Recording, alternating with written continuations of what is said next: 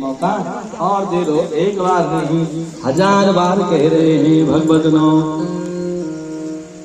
कि एक मृगा के हृदय से, देखो पशु है, एक मृगा के हृदय से आवाज ये जीवन दो दिन का हरि चेतनाना हमें ना भुलाना, ये जीवन दो दिन का हरि चेतनाना कभी ना भुलाना, ये जीवन दो दिन का हरि चेतनाना कभी ना भुलाना, ये जीवन दो दिन का हरि चेतनाना कभी ना भुलाना, ये जीवन दो दिन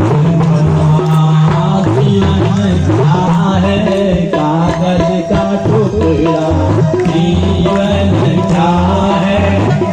जो भी कहा मिल जाता है, सेवक मिलता है, मैं उसे उचित रूप में क्या दे दूंगा, उसे उपहार दे दूंगा, जो भी पारितोषिक मांगेगा उसे दे दूंगा, लेकिन तुम बुला करके लिया। चलते हैं मार्ग में, सबसे पहले वही भरत जी मिल गए। जब भरत जी मिल गए तो पालकी पर लगा दी, तो भरत जी भगवत जमीन पर दिख रहे हैं। भगवान स्कंद पुराण में लिखते हैं, उनकी दृष्टि कैसी है कि अहिंसा प्रथमम पुष्पम पुष्पैन्द्रियनिग्रह, तृतीयं तो दया पुष्पम क्षमा पुष्प चतुर्थकम, ज्ञान पुष्पम ध्यान पुष्पम योग पुष्पम सप्तमम, सत्यम सेवाष्टकम पुष्पम यह कुसुंति देवता। जीवन में 8 प्रकार के पुष्प दिए भगवान ने हमको। इन 8 में से एक भी हमने अपने जीवन का अंग बना दिया तो हमें कोई कष्ट हो ही नहीं सकता। अहिंसा प्रथमम पुष्पम, पहला पुष्प अहिंसा, हम किसी की हिंसा न करें। पुष्प इंद्रिय निग्रह, दूसरा पुष्प है अपने इंद्रियों को अपने अनुकूल, जो मेरा है वही मेरा है, दूसरे का मेरा नहीं हो सकता। तृतीयम तो दया पुष्पम, बड़े बड़े अपराध करने पर भी दया कर लेना। क्षमा पुष्पम चतुर्थकम, क्षमा का भाव जीवन में होना। ज्ञान पुष्पम ध्यान पुष्पम, भगवान का ये ज्ञान है कि यही से कुछ हमें प्राप्त हो, ऐसी धारणा रखना। और ध्यान पुष्पम, इसको एकाग्र करने के लिए हमें एकाग्र एक चित्त बनाना, मन बनाना होगा। योग पुष्पम सप्तमम, कुंभक रेचक और कोणक प्रणाली के द्वारा भगवती गायत्री की आराधना की जाती है, ये हमारे जीवन में हो। अगर ये 7 नहीं हो पाए तो सत्यम सेवाष्टकम पुष्पम यह कुसुंति देवता। 8वां पुष्प बताया है सत्य, कभी भी झूठ न बोलो और सत्य का अनुकरण करो तो जीवन का क्या हो जाता है, पारावार, यानी जीवन पार हो जाता है।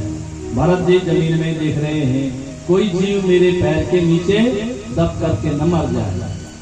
तो बताओ, 3 लोग तो देख रहे हैं कपिल मुनि का आश्रम, तो वहां जाना है, और एक व्यक्ति कहाँ देख रहा है, जमीन में देख रहा है। तो गाड़ी ठीक चलेगी, एक पहिया थोड़ा भी जो है डगमगा गया तो गड़बड़ हो जाती है। यही स्थिति हो गई। थोड़ा सा आगे चलने पर भरत जी ने चींटियों की पंक्ति देखी, वो झप से रुके। कुछ आगे देखा कोई पतंग आ गया बीच में, झप से रुके। ऐसा चलते जितनी बार हुआ है रुक रहे हैं, उतनी बार राजा रघुनाथ ऊपर से कह रहा है क्या कर रहे हो। तो वो 3 कहते महाराज ये चौथा व्यक्ति है, हम कुछ नहीं कर रहे। इसने किया है, ये क्या कर रहे हो। उतनी बार जब टोक रहा है भगवजनों, भगवान भरत जी बहुत बड़ी पंक्ति के रूप में नहीं देख पाए और बहुत जल्दी में पांव रखते रखते बस गया। तो बड़ा जोर का झटका राजा रघुनाथ के ऊपर लग गया। वो आगे के बल आगे पालकी में जब गिरा तो नीचे कूद गया। जैसे नीचे कूद गया, किमिदम मरे जीवन मृतम तदर्थकृत्या शासनमा चरसि प्रमाणमस्य सकिदे चिकित्सा दंडस्य पाणिम जनता यथाया। उसने सीधे अपने तलवार म्यान से निकाली, अब चमचमाती हुई तलवार से कह रहा है, देख रहा है इससे तेरा इलाज कर दूं। बताओ तलवार से कौन सा इलाज होता है। भरत जी उन्होंने कहा इस धरती में ऐसे भी राजा है, जिनके ऊपर प्रजा का पालन का भार है और आज अपनी प्रजा को चमचमाती हुई तलवार से कह रहे हैं इससे तेरा इलाज कर दो। उन्होंने कहा ज्ञाने मौनम क्षमा शब्दो त्याला सलाह विपर्या भगवान रघुवंश में लिखते हैं भगवान ज्ञान होने पर मौन होना ठीक नहीं है। उन्होंने कहा आज मुझे अपनी उस मौन धारणा को तोड़ना होगा और इसको समझाना होगा कि राजा का धर्म ये नहीं है, प्रजा का पालन करने वाला तलवार नहीं दिखा सकता, प्रजा को मारने के लिए उतावला नहीं हो सकता।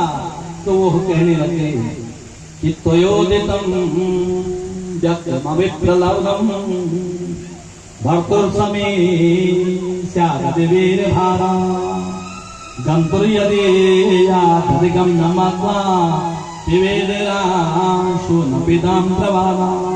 आज उनका मुंह खुल गया और भरत जी कहने लगे हे राजा रघुगण, देखो उनको तो बताया नहीं था कौन है,